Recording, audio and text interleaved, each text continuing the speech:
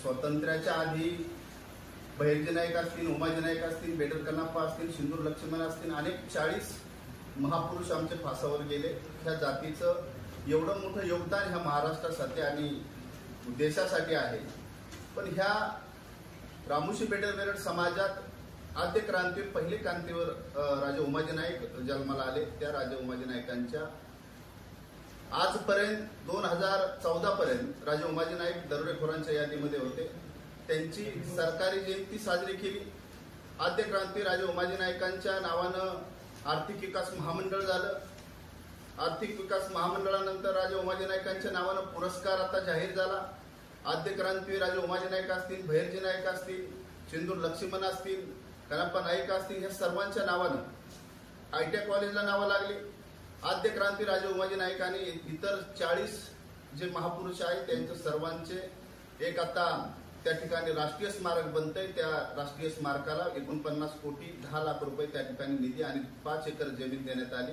ही सर्व ज्यांनी केलं ते ह्या महाराष्ट्राचे मुख्यमंत्री आदरणीय देवाभाऊ आणि ह्या महायुती सरकारने त्या ठिकाणी रामोशी बेडर वेरड समाजाकरता केलेलं आहे.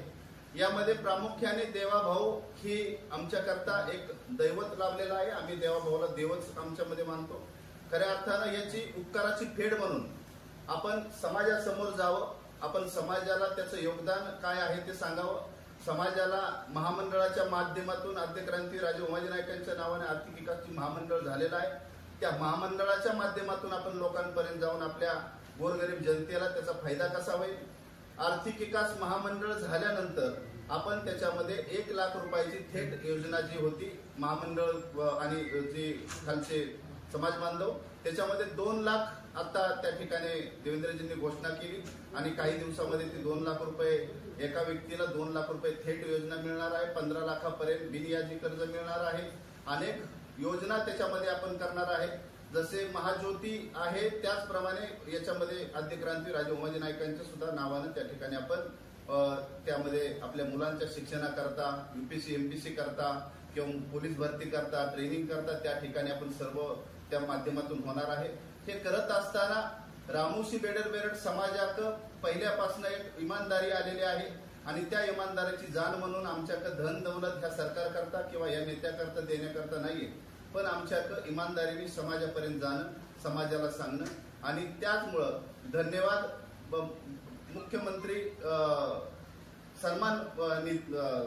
सन्मान यात्रा आपण चालू केली आणि काल परवा दिवशी आपण सासवड या ठिकाणून काल दौंड, इंदापूर, आज बारामती असं करत करत आपण पूर्ण महाराष्ट्रभर जाणार आहे. 30 तारखेपर्यंत आपलं हे आहे त्याची सांगता मुंबई या ठिकाणी आपण करणार आहे.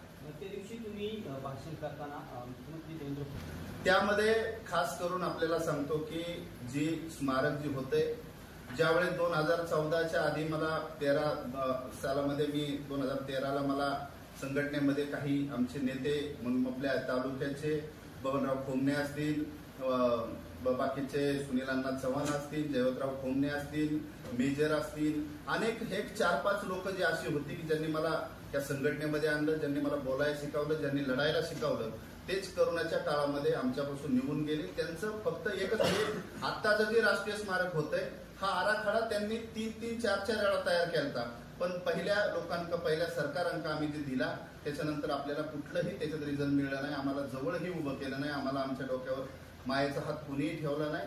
ज्यावेळेस ही लोक सर्व पडद्याआड गेली, ह्या आमच्या समाजामधून ती करोनाच्या काळामध्ये देवाने त्यांना नेली आणि त्याच्यानंतर आता ही स्मारक बनते. ती सगळं त्या ठिकाणी आठवल्यामुळं मी त्या ठिकाणी भावूक झालो. ओबीसी राज्यात मूर्तीला प्रतिमूर्ती निकाल यामध्ये मी आपल्याला परवाही त्या ठिकाणी सांगितलेलं आहे की ह्या महाराष्ट्राचे मुख्यमंत्री आदरणीय देवेंद्रजी देवाभाऊ त्या 18 पगड जातींकरता खरोखर तो देव आहे आणि त्यांनी आपल्याकरता ज्या भूमिका मांडलेल्या आहेत, आपल्याकरता जी काय केलेलं आहे ती सर्व आपल्या डोळ्यासमोर आहे. आपल्याकरता बहुजनांकरता कुणीही नव्हतं, त्या व्यक्तीने बऱ्यापैकी आपल्याकरता केलेलं आहे.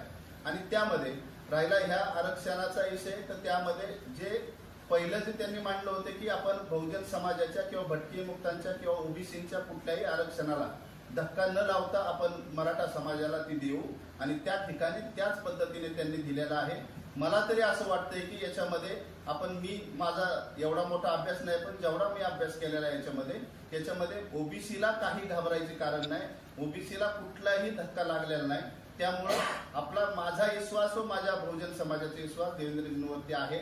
याच्यामध्ये काही जे वरिष्ठ नेते आहेत ते त्यांनी त्याच्यामध्ये अनेक अभ्यास केला असेल असं मला वाटते, पण त्याच्यामध्ये मला तरी वाटतंय की या ठिकाणी तशी भीती आपल्या मनामध्ये निर्माण व्हायला नाही पाहिजे. कारण आता इलेक्शन आलेले आहेत. सगळ्यात मोठी भीती आपल्या बहुजन समाजापैकी ओबीसी समाजाला ही आहे की आपल्याला जी काही दिवसाच्या आधी किंवा काही वर्षांच्या आधी आपल्याला जे हक्क मिळालेले आहेत, मग आपण सरपंच होतोय, त्या ठिकाणी ग्रामपंचायत सदस्य होतोय, आपण जिल्हा परिषद सदस्य होतोय, नगरसेवक होतोय, तो हक्क आपल्यापासून बाजूला आज जर कुणबी दाखले जर काढून घेतले तर तो हक्क आपल्याला बाजूला जाणार नाही.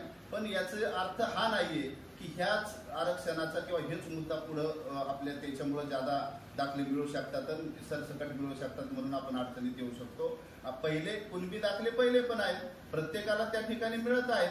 त्यामुळे आपल्याला कुठलंही घाबरायचं कारण नाही. आपण जो ओरिजिनल ओबीसी आहे यांच्यावरती मला खात्री आहे की देवाभाव अन्याय होऊन देणार नाही असं मला वाटतं. मुख्यमंत्री सन्मान निधी योजना जी आहे त्याचा गावोगावी जाऊन नेमकं काय करते, लोकांमध्ये जनजागृती कशी करते? नाही, याच्यामध्ये मी माझ्या समाजाकरता म्हणजे खास करून रामोशी बेडर समाजाकरता ज्या ठिकाणी आपण ज्यांनी आपल्याकरता केलेलं आहे, आपल्या ज्या महामंडळाच्या जी योजना आहे त्या योजना कशा आपण केल्या पाहिजेत, आपले जातीचे दाखले कसे काढले पाहिजेत, आपण कसं ही प्रकरण केलं पाहिजे, आपल्याला याच्यामध्ये मदत कुणी केलेली आहे, हे सर्व आपण त्या ठिकाणी हे करू आपण जाऊन त्या ठिकाणी आपण सांगतोय. कारण मी सांगितलं की ही जी मी करत आहे की मला वाटतं राजकारणाशी किंवा याच्याशी निगडीत नाही. माझा समाज आज एक माती खाली गाडल्या गेला. इथून पाठीमागचे जेवढे सरकार आले त्या सर्व सरकारने आमच्यावरती अन्याय केला, आमच्या राज्यांवर अन्याय केला, आमच्या जातीवरती अन्याय केला. जे हजारो साल पहिले ही राजे होते, रामोशी बेडर समाज राजे होते, त्यांनी आज भिकारपती रामोशी जी झालेले आहेत ते पाठीमागचे सरकार त्याला कारणीभूत आहेत. त्यामुळं ज्यांनी आमच्या करता केलेलं आहे, आम्ही जात आमची इमानदार आहे, इमानदारी ज्यांनी आमच्या संघ इमानदारी केली त्यांच्या संघ इमानदारी आणि गद्दारांसंघ गद्दारी आमचं रूल आहे. त्यामुळं आम्ही ज्यांनी इमानदारी आमच्या संघ करून आमची कामं केलं त्यांचं आम्ही त्या ठिकाणी मांडणी करणं आणि त्यांचं नाव आमच्या समाजापर्यंत नेणं हे आमचं कर्तव्य आहे. नाना बिवडीमध्ये उमाजी नाईक यांची जयंती साजरी शासकीय झाली. त्या जयंतीला उपमुख्यमंत्री अजित पवार हजर नव्हते. तुमच्याकडून त्यांना निमंत्रण वगैरे दिलं होतं का? निमंत्रण मी स्वतः त्या ठिकाणी निमंत्रण दादांना दिलं. काही आपल्या तालुक्यातल्या मंडळींनी सुद्धा त्यांच्यापर्यंत पत्रिका पोहोचवलेल्या आहेत. सर्वच हा महाराष्ट्राचा कार्यक्रम आहे, महाराष्ट्रामधून सर्व समाज बांधव येतात. मला सीएमची तारीख, दादांची तारीख आणि अनेक मंत्र्यांच्या ज्या तारखे घ्यायच्या होत्या त्याच्यामध्ये मी बिझी होतो. मी सुद्धा दादापर्यंत जाण्याकरता 5-6 दिवस आधी त्या ठिकाणी दादांना पत्रिका दिली. पण दादांना मेसेज आणि बाकीचे जेवढे दादांचे पीए आहेत त्यांना प्रत्येकी फोन केलेले आहेत, त्यांना बाकीचं माहिती दिलेली आहे. पण त्या ठिकाणी मला माहित नाही की आता दादांच्या याच्यामध्ये ते कितपत म्हणजे त्या ठिकाणी त्यांना पत्रिका माझ्या हाताने मी दिली, पण ती आले का नाही ती मला सांगता येणार नाही. पण एक आपल्याला सांगतो की रामोशी समाजाचा जसं देवेंद्रजी वरती विश्वास आहे तसा दादांवरती सुद्धा आहे. ते जयंतीला का हजर राहत नाहीत मग? आता ही तुम्ही दादांना विचारलं पाहिजे. कारण मी माझं काम केलेलं आहे त्या समाजामध्ये. माझा समाज जो कितपत पडला होता तो समाज एका वळणावरती आणणे, एका याच्यावरती आणणं माझं काम होतं, ते मी करतोय.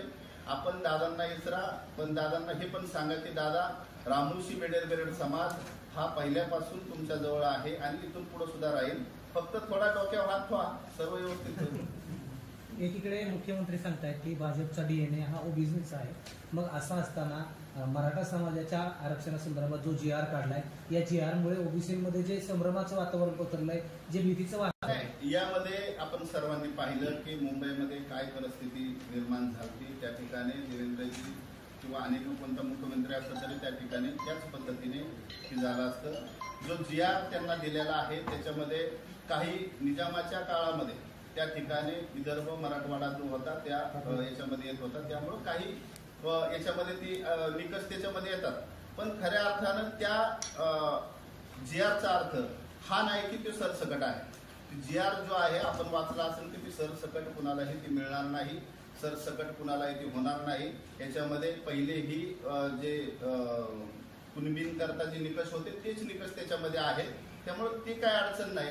आणि तुम्हाला मी या ठिकाणी एवढं सांगतो की त्या GR मध्ये जसं पाटलांचं जसं म्हणणं आहे की त्या याच्यामध्ये कुणबी आम्हाला याच्यामध्ये घ्यावं, तसं आम्ही अनेक वर्ष म्हणजे कर्नाटकामध्ये बेटर समाज हा एसटी मध्ये आहे, बॉर्डरवरती बेरड समाज हा HJNT मध्ये आहे आणि आम्ही HJNT मध्ये आहे. आमची तीच लढाई एवढ्या वर्ष आहे की आम्ही एसटी मध्ये आहे.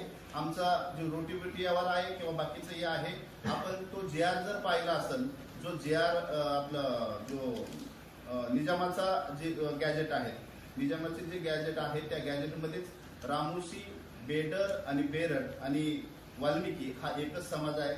जर हा GR त्या मराठा समाजाला जर ते GR लागू झाला तर रामोशी, बेरड समाजाला सुद्धा तो GR लागू होऊ शकतो. कारण कायदा एका जातीकरता नसतो, कायदा अनेक जातीकरता असतो. त्या GR मध्ये आपण जर पाहिलं तर रामोशी, बेडर, बेरड आणि वाल्मिकी ही एकच जात आहे असं त्या ठिकाणी आहे.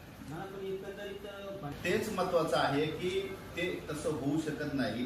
कारण ही कुणबीचे जे दाखले आहेत ते पहिले पण मिळत होते, फक्त त्याच्यामध्ये थोडंफार त्याच्यात काही त्या हैदराबाद गॅजेटमध्ये काय तरतूद आहे, पण पहिले जे दाखले मिळालेले आहेत त्याच्यात एक नुकसान सुद्धा मराठा समाजाची होऊ शकते की पहिले जे दाखले मिळालेले आहेत, पहिले जे दनादन जे दाखले काढलेले आहेत, तर याच्यामध्ये ते जर हे गॅजेट लागू झालं, हा GR खरोखरच जर त्या याला गॅजेटला जर हे झालं असेल तर 100% ती पहिल्या नोंदी सुद्धा कॅन्सल होतील. आणि आताचे मी जी वाचल्याप्रमाणे जे GR मध्ये जे निकष टाकलेले आहेत ते निकष आणि पहिले जे कुणबींकरता जे निकष आहेत ते एकच आहे, त्याच्यामध्ये बदल काहीच नाही. म्हणजे आपल्याला जी भीती आहे की सरसकटा दाखले मिळतील किंवा सरसकटा त्याच्यामध्ये समाज येईल, असं होऊ शकत नाही. मला एवढंच कळतं की याच्यामध्ये त्या महाराष्ट्राचे मुख्यमंत्री जे आहेत ते ठामपणे त्याच्यावरती आहेत.